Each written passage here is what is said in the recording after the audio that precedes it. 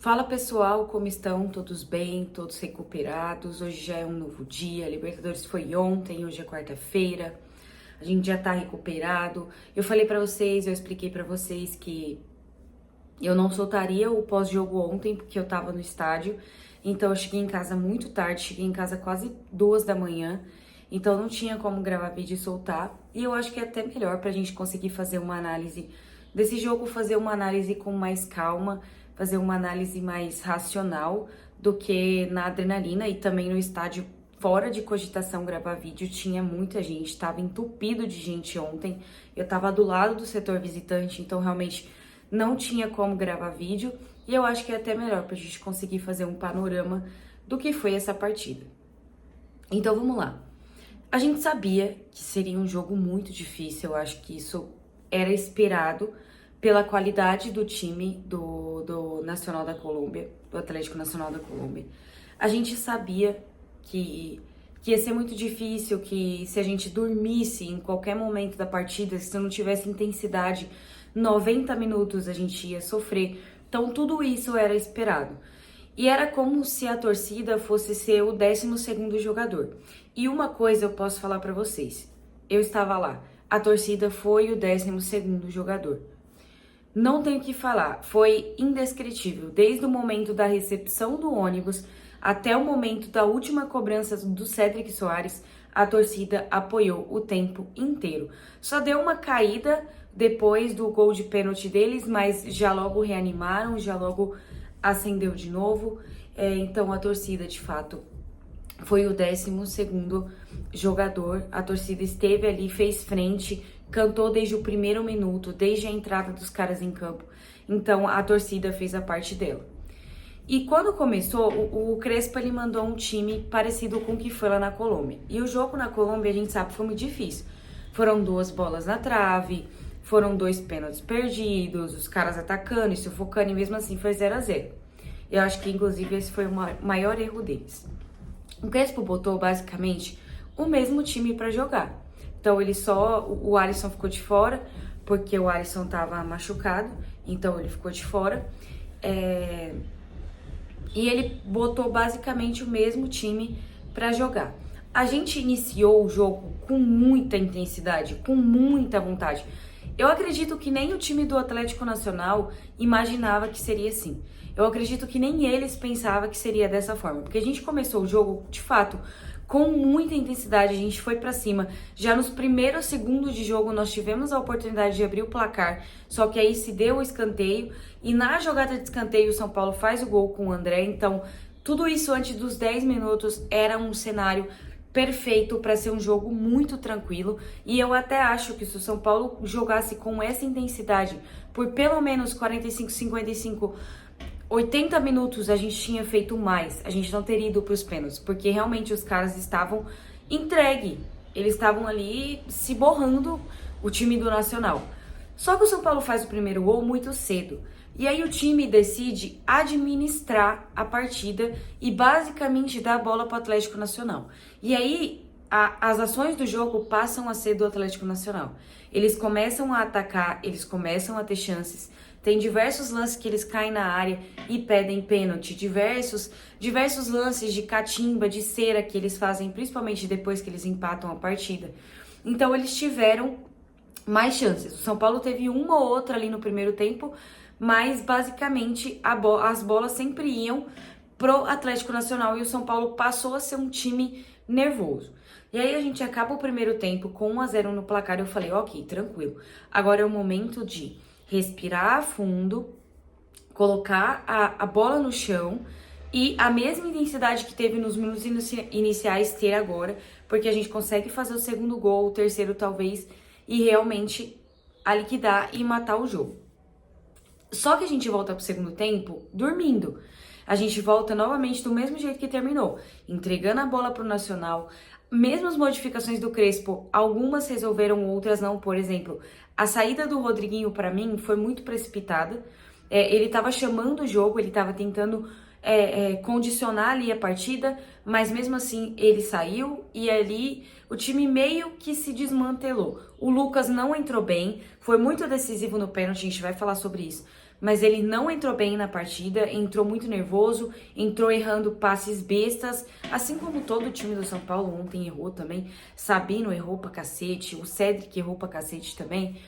E aí o jogo novamente passa a ser muito do Nacional, que em uma jogada teve um lance lá, o Enzo Dias acaba tocando, mesmo que ele já tenha dobrado a perna, o jogador do Atlético Nacional, ele acaba tocando, ele derruba o jogador na área, o juiz vai no VAR e marca o pênalti. E aí o Rafael, mais uma vez, acerta o canto, mas não conseguiu pegar e dessa vez foi gol do Atlético Nacional.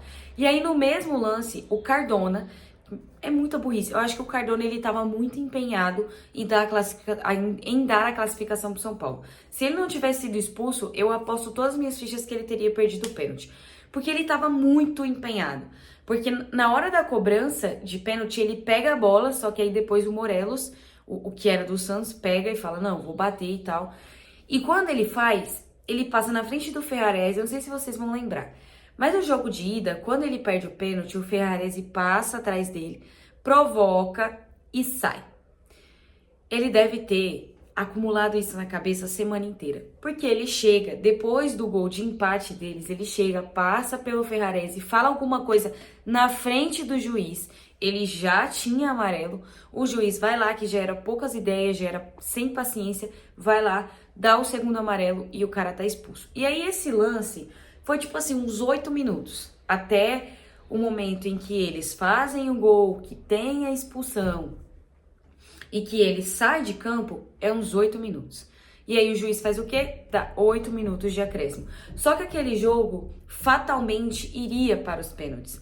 Porque realmente o São Paulo estava muito nervoso, o São Paulo foi para a bafa, porque quando o Atlético Nacional faz o gol, o São Paulo joga como se estivesse perdendo. E aí perde a cabeça, e aí tenta a jogada. Henrique Carmo entrou muito bem, o Crespo colocou ele entrou muito bem. Fez algumas jogadas ali, em lances de linha de fundo, quase fez um golaço, o Ferreirinha quase fez um golaço.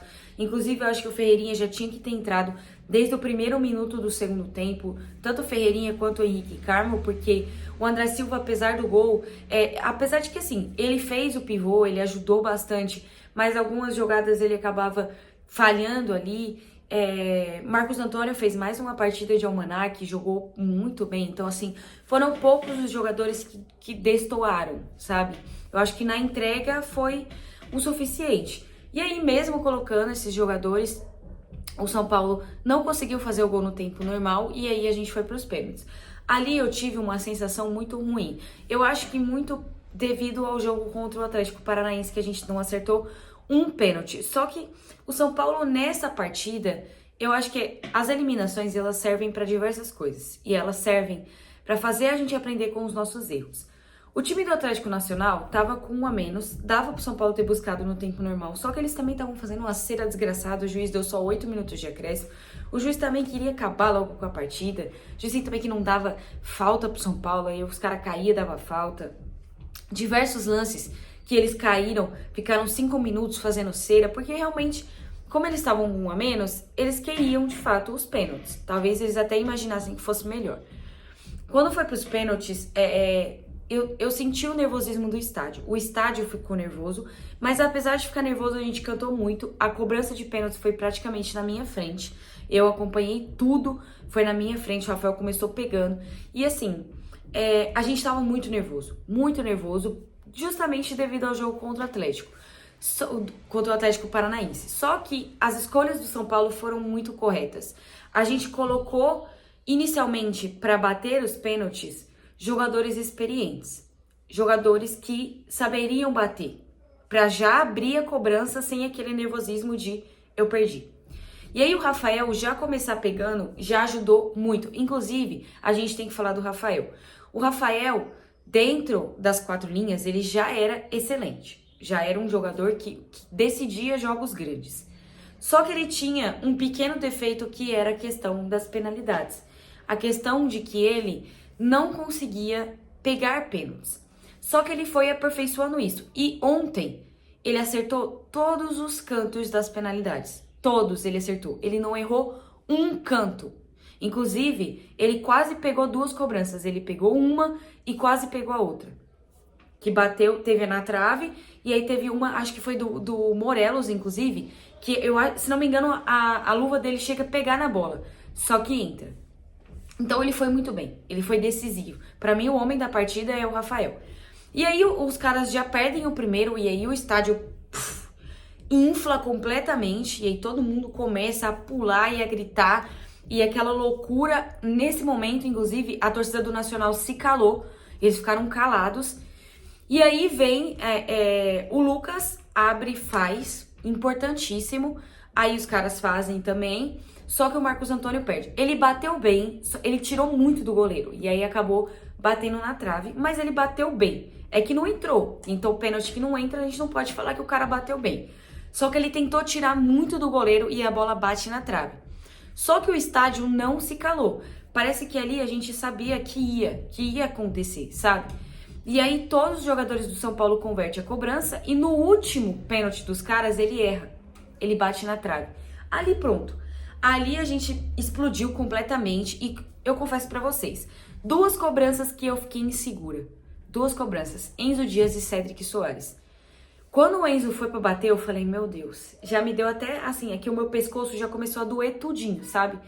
O pessoal não queria nem olhar o Enzo Dias, mas ele bate e faz. E aí, a última bola do Cédric Soares, eu falei, cara, não é possível, era só fazer. Eu falei, não é possível. Se esse cara perder, já era, sabe? Meio que não vai ter mais clima pra ele no São Paulo, porque ele já faz tanta merda que se ele perder, já era. Só que o Cédric bate muito bem. Goleiro para um lado, bola para o outro, e o São Paulo está classificado para as quartas de final. Poderia ter sido sem essa emoção toda de pênaltis? Poderia. Mas o São Paulo preferiu, quis o destino que fosse com essa emoção. Então, assim, recado, ninguém morre nos devendo. 2016 está muito bem pago para vocês, porque vocês cantaram lá, vocês tiveram a oportunidade de eliminar o São Paulo lá, porque vocês jogaram melhor que o São Paulo lá. Vocês tiveram a oportunidade, vocês perderam 2 pênaltis lá. Aqui, vocês perderam 2 pênaltis nas cobranças de pênalti. Então, assim, a volta provavelmente foi muito triste para a Colômbia. 2016 está pago. E só pra gente finalizar, é muito foda uma noite de Libertadores no estádio do Morumbi. Eu acho que não tem igual. Essa palavra é cringe, mas assim, é aura pura o São Paulo em noite de Libertadores. Ninguém explica a atmosfera que fica aquele estádio. E se vocês notarem, se vocês assistiram pela Paramount, vocês vão notar que os próprios jogadores do Atlético, eles estão olhando impressionados com a festa que a torcida fez. Então, a mística é de fato real. E pra gente concluir, teve uma coisa que eu esqueci de falar, e quando eu lembrei dos pênaltis, eu lembrei. Pessoal, é o que eu falo pra vocês. Eliminações e derrotas, elas servem pra trazer coisas pra gente aperfeiçoar. Inclusive, o Crespo falou na coletiva que o São Paulo poderia ter jogado melhor. Então, isso é uma coisa a se aperfeiçoar. Jogar melhor, usar o fator casa pra conseguir um resultado melhor, de não precisar desse sofrimento de pênaltis. Mas assim, é inadmissível no mata-mata da Libertadores você fazer 3 pênaltis. Inadmissível. É você ser muito cabaço. Na ida foi o Ferrarese, 2 pênaltis desnecessários. Aqui foi o Enzo Dias, pênalti desnecessário, completamente afobado. Desnecessário. É inadmissível você estar jogando em casa e você fazer um pênalti desse. 3 pênaltis no mata-mata da Libertadores. 3 pênaltis. 2 que a gente já poderia ter saído eliminado de lá. 3 pênaltis.